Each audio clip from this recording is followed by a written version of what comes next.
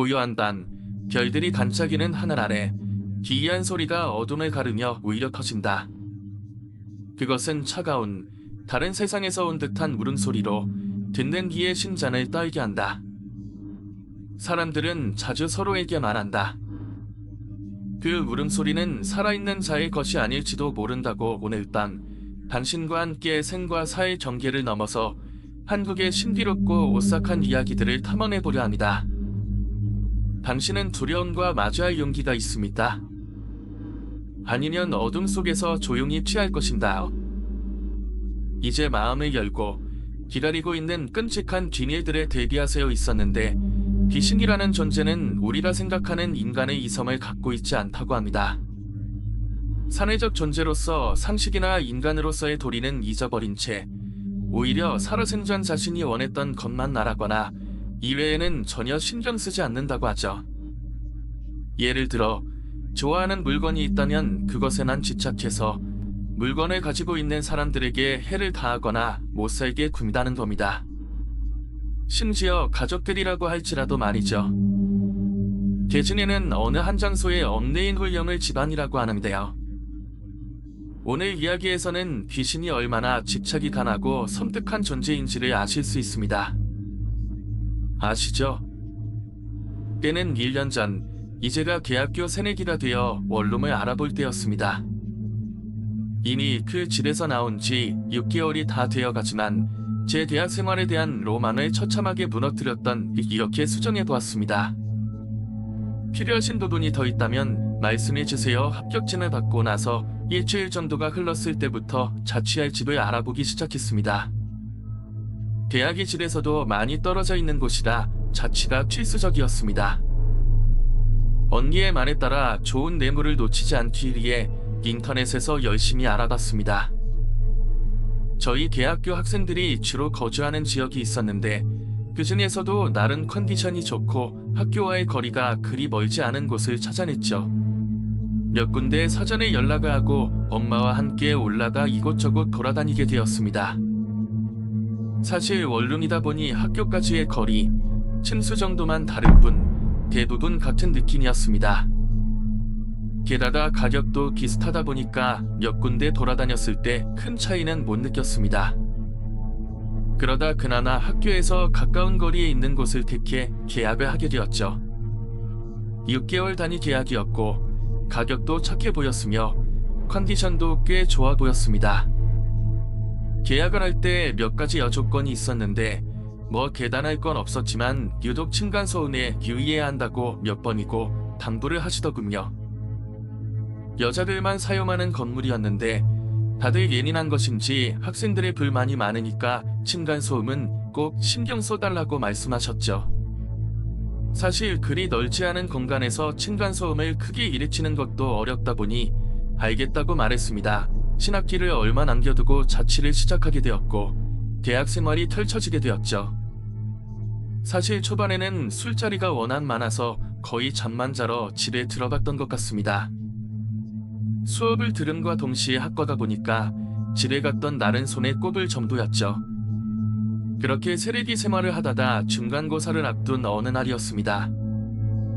동아리부터 학과 행사까지 여전히 많았고 선배들과의 술자리도 많았기 때문에 그날도 술에 취해 집에 들어와 간단히 씻고 잠에 들었는데 가위에 눌렸습니다. 이미 그 전에도 가위는 눌려본 적이 있었기 때문에 엄청 당황스럽지 않았는데 이전에는 흐릿한 형체들이 보이거나 아무것도 없이 몸만 안 움직이는 경우가 대부분이었습니다. 그런데 이날은 너무나도 선명한 형체와 목소리가 들렸죠. 당시 침대 프레임 없이 매트리스만 깔고 자고 있었는데 제 바로 옆에 웬 여자 하나가 머리 바로 옆에 앉아 있더군요. 그리고는 마치 친구들끼리 속삭이는 것처럼 귀에 대고 계속 나가라는 말을 반복했습니다. 솔직히 이때까지만 해도 취해 있어서 그런 것인지 아니면 잠결이라 그런 건지 이게 귀신이라는 생각을 하거나 이 상황이 이상하다는 생각을 못했습니다. 얼마간 시간이 지나도 여전히 그 자리에 앉아서 나가라는 말을 반복하고 있는 걸 보고는 너무 깜짝 놀람과 동시에 온몸에 소름이 돋았죠. 날은커녕 균형도 안 나오니까 그대로 그 여자와 눈이 마주치고는 한참을 있었습니다. 다른 건 몰라도 정말 소름 끼쳤던 게 또박또박 여기서 나가라는 말을 하고 있더군요.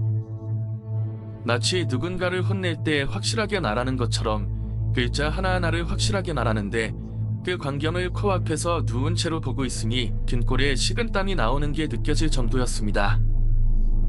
다시 눈을 떴을 때는 아직 해가 뜨지 않은 새벽이었습니다. 제가 눌렸던 게 생생하게 기억이 나서 더 이상 잠을 잘 수도 없었죠.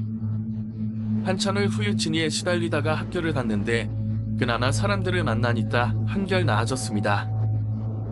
하지만 며칠 뒤 또 가위에 눌리게 되면서 진짜 악몽이 시작되었습니다. 이날도 술을 마시고 집에 돌아와 잠을 자는데 가위에 눌렸다는 걸 먼저 알아챈 게 아니다. 쿵쿵거리는 소리에 몇 번을 참다가 몸을 뒤척이면서 몸이 안 움직인다는 걸 알게 되었죠. 그리고 눈을 떴을 때 제 앞에 펼쳐진 광경에 입을 다물 수가 없었습니다. 책상 위에 서서는 발을 쾅쾅 밟으면서 뛰고 있더군요. 책상 위면 천장과 사이다 그리 넓지도 않아서 성인이면 머리가 닿을 거리인데 뚫고 지나가는 건지 마치 애들이 당방 뛰고 있는 것처럼 끼어 있었습니다. 또 여전히 같은 말을 반복 짓는데 이제는 화가 난 사람처럼 이 당장 나다 라고 소리를 고래고래 질렀습니다. 화난 표정으로 어찌 된 건지 그냥 그걸 보는 것만으로도 겁에 질릴 수밖에 없었죠. 누워있는 저를 내려다보며 당당 뛰는데 가만히 보고 있다가 가위에서 풀렸습니다. 보통 같았으면 그냥 몸이 허해서 이런 헛것을 본다고 생각했겠지만 솔직히 이 정도로 말하니까 진짜 이 단이 원수라도 진 것처럼 느껴졌습니다. 그렇다고 바로 지인 아줌마에게 말하지도 않았는데 하필 그 사이 더 섬뜩한 일이 벌어졌죠. 중간고사 과제를 한다고 저녁을 먹고 과방에 모여 있는데 지인 아줌마로부터 전화가 왔습니다. 받아보니까 다짜고짜 아랫집에서 민원이 들어왔다고 층간소음 좀 신경 써달라고 말씀하시더군요. 약간 담원해서 집에 잠만 자고 가는데 무슨 말씀이냐, 그런 행동은 안 한다고 반박했습니다. 그런데도 제 말은 전혀 안 들으시는 건지 퉁퉁 소리가 안 나는 슬리퍼가 있다는 등 걸을 때 뒤꿈치부터 갚지 말라는 등 계속 저를 몰아가시는 겁니다. 제가 아니라고 말하니까 그럼 아랫집에서 괜히 그런 말을 하냐고 같이 사는 곤니고 같은 학교 학생들이니 조금만 배려를 하라고 말씀하셨습니다. 다소 안자히 올라와서 따지려고 하니까 본인이 하고 싶은 말만 하고 끊어버렸죠. 과제를 끝내고 집에 가는 내내 열이 받았는데 솔직히 제가 소리를 낸다고 하니 어쩔 수 없이 수긍할 수밖에 없었습니다. 그 이후로 집에 있을 때면 혹시나 소리가 날까 노심초사하며 살았죠. 내가 이렇게까지 해야 되나 싶을 정도로 조심스럽게 살았습니다. 그런데 며칠 뒤 또 전화가 와서는 왜 말을 안 듣냐고 조금만 조용히 해달라고 하는데 그게 그렇게 어려운 일이냐고 화를 내시더군요. 이제는 저도 화가 나니깐 말씀 똑바로 하시라고 본인 때문에 거의 쥐 죽은 듯이 행동하는데 아랫집도 너무한 거 아니냐고 말했습니다. 약간 담원하셨지만 좀 누그러지시는 저는 이미 화가 날 대로 난지라 전화가 끊겼습니다. 화가 치밀어 올라서 아랫집에 찾아갔습니다. 초인종을 누르고 기다리니까 제 또래로 보이는 여자가 나왔고 제가 최근에 한이 전화를 2차례 받았는데 대체 무슨 소리가 들리는 거냐고 따졌습니다. 그런데 제가 말을 끝내기도 전에 잠깐 밖에 나가자고 하더군요. 어차피 짧게 끝날 것 같지 않아서 저도 따라 나섰는데 골목에 서서는 개뜬 저한테 요새 반에서 이상한 일이 없냐고 묻는 겁니다.